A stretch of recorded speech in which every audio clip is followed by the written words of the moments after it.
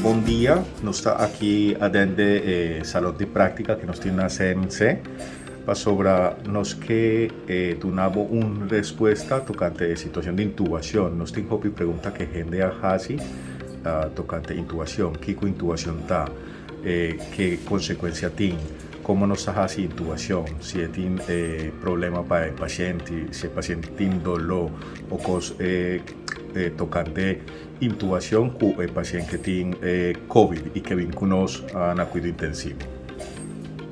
A primeira coisa que nós está fazendo quando o paciente vem na cuidado intensivo, nos ajuda com Sirstoff para sobre o paciente que cansa para jalar o sea. Então, nos ajuda com máscara e saco para ajudar para jalar o sea.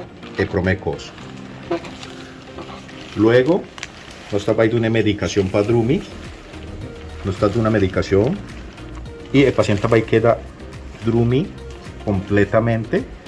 Cuando el paciente está dormir completamente, nos va a dar una medicación para hacer relajación de todo el músculo y el cosa que nos está siguiendo nos va a ir un tubo adentro de garganta.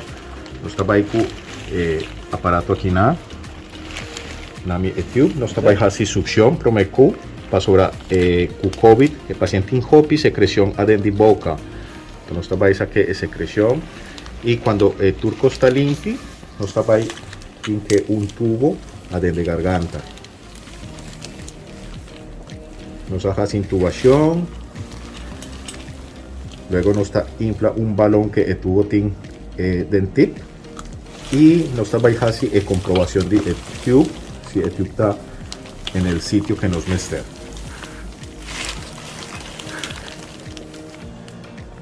Está bom, está bom, está bom, está bom. Nos está escuchando turca minda si el tubo está en el lugar correcto. Antes lo que nos está siguiendo, nos va a conectar el paciente a un machine para jalar o sea.